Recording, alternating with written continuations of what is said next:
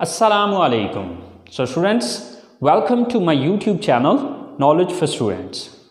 So students, today we are here with class number 6.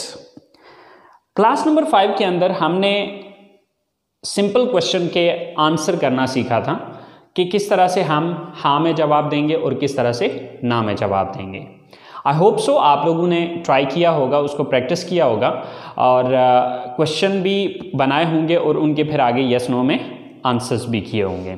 So guys, आज हम answers को ही understand करेंगे, लेकिन आज हम ये चीज़ देखेंगे कि सवाल के अंदर से हम किस तरह से जवाब को निकालते हैं। मीन टू से कि जस्ट जो क्वेश्चन हमसे पूछा गया है उसी क्वेश्चन के अंदर एक से दो लफ्ज़ों के अंदर चेंजिंग करके आप उसका आंसर किस तरह से बनाते हैं। देखिए, ज़्यादातर हमारे सवाल का जवाब हमारे सवाल के अंदर ही मौजूद होता है, जस्ट हमें एक से दो चेंजेस करके उसको आंसर में कन्वर्ट करना होता है।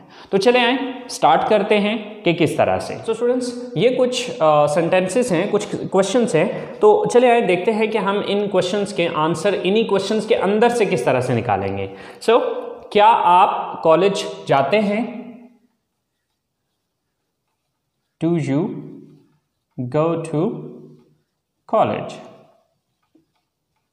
Okay, so now we gonna give the answer.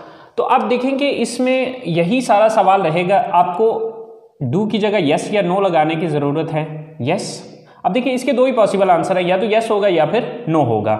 सो इस यू को चेंज कर लेना आई में, बाकी अगला सारा सेम टू सेम यही रहेगा।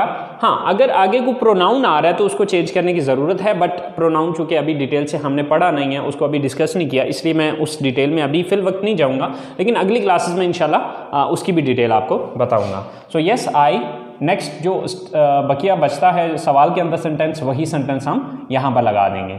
सो yes I go to college. So अगर आप इस आंसर को देखें तो हमने सिर्फ ये दो वर्ड चेंज किए, बाकी सारा वही सवाल वाला ही उठा लिया। अब इसी को अगर हम नो में कर दें तो यस की जगह लगाएंगे नो आई, और यहां पर आप डोंट लगाना पड़ेगा। No I don't go to college, क्योंकि ऑलरेडी आपको पता है कि जब हम नेगेटिव बनाते हैं तो सब्जेक्ट के बाद हम डोंट लगाते हैं। सो नेक्स्ट क्वेश्चन, क्या मैं इंग्लिश बोलता हूं? Do I speak English? क्या मैं इंग्लिश बोलता हूं? अब गाइस यहां पर एक चीज याद रखनी है कि अगर सवाल के अंदर सब्जेक्ट यू आ रहा है तो उसको आई में चेंज करेंगे, और अगर सवाल में आई आ रहा है तो उसको यू में चेंज करेंगे। सो जैसे कि डू की जगह यस, यू को आई को चेंज किया यू में। Yes you speak English. Yes you speak English.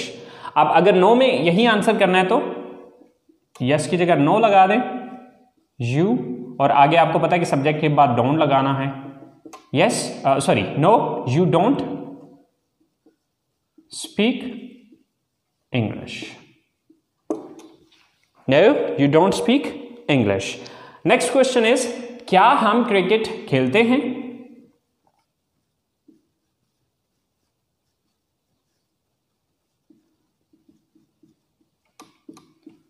Do we play cricket? अब इसके दो पॉसिबल मीन आंसर्स हैं, बट इसमें ये जो वी है ये या तो वी ही रहेगा या फिर इसको यू में कन्वर्ट कर सकते हैं। अब देखना ये होगा कि जो बंदा सवाल पूछ रहा है वो अपने बारे में बात कर रहा है या आप खुद भी उसमें शामिल हैं। अगर तो वो सिर्फ अपने बारे में बात कर रहा है या अपने साथ जुड़े हुए कुछ और लोगों की बात कर रहा है, लेकिन आप खुद उसमें शामिल नहीं हैं, यानी कि जिस बंदे से सवाल कर रहा है वो बंदा उसमें शामिल नहीं है, तो फिर यू लगाएगा। अगर आप खुद भी उसमें शामिल हैं तो फिर उसमें आपको वी ही लगाना पड़ेगा। तो इसके दो पॉसिबल आंसर हैं, एक तो आप ये कहेंगे यस वी प्ले क्रिकेट। देखिए, वी उस सूरत में होगा कि अगर जिस बंदे से सवाल पूछा जा रहा है वो भी शामिल है, लेकिन अगर फर्ज करें वो बंदा खुद शामिल नहीं है तो इसकी जगह फिर हम वी नहीं लगाएंगे बल्कि यू लगा देंगे। Yes you play cricket. Okay, तो वी उस सूरत में होगा कि जिस बंदे से सवाल पूछा जा रहा है, ठीक है, वो खुद भी इसमें शामिल हो, ठीक है। और अगर वो बंदा खुद शामिल नहीं है तो फिर वी नहीं लगेगा, बल्कि आप वी यू में कन्वर्ट कर देंगे। सो अगर नो में आंसर करना हो तो नो, वी या यू, अब वो डिपेंड करता है क्वेश्चन पे। So don't play cricket, okay.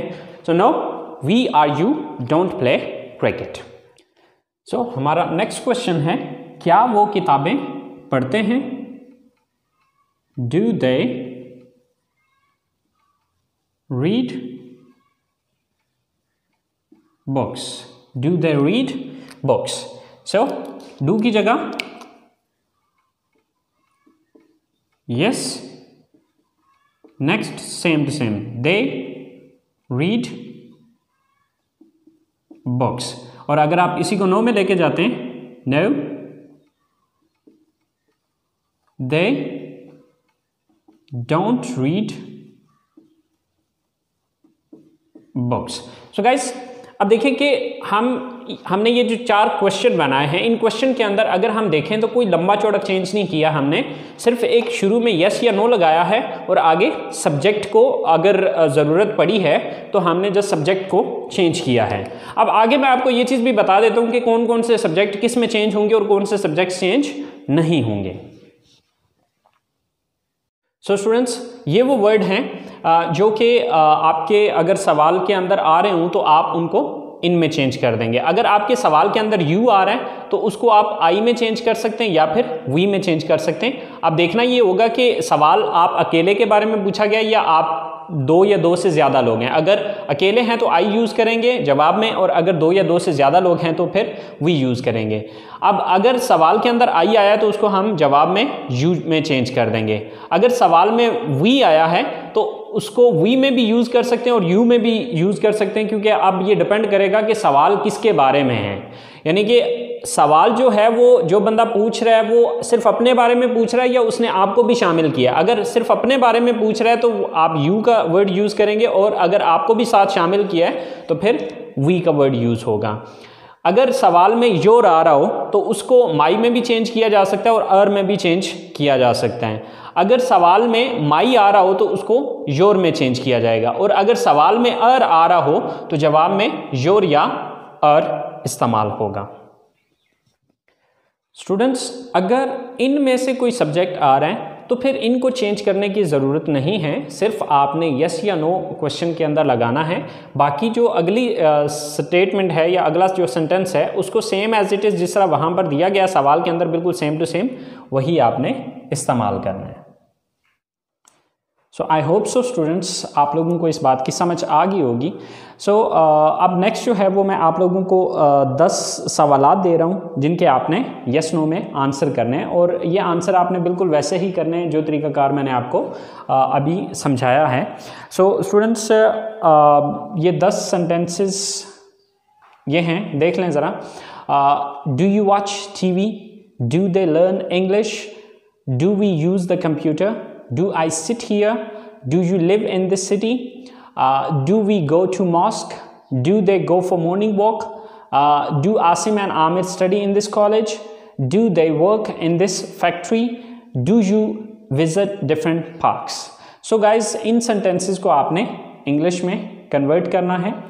तो इंशाल्लाह यही सेंटेंसेस जो है वो मैं अगली क्लास में बनाऊंगा। तो आपने अपने सेंटेंसेस देख लेने कि आया कि जो सेंटेंसेस मैंने बनाए और आपने बनाए आया कि वो सेम है या उसमें कोई कमी बेशी है।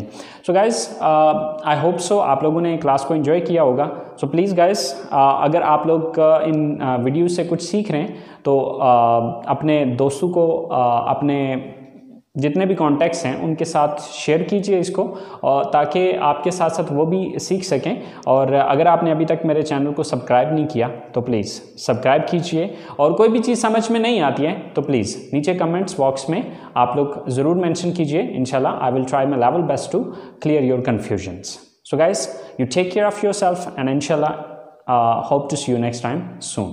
अल्लाह निगहबान।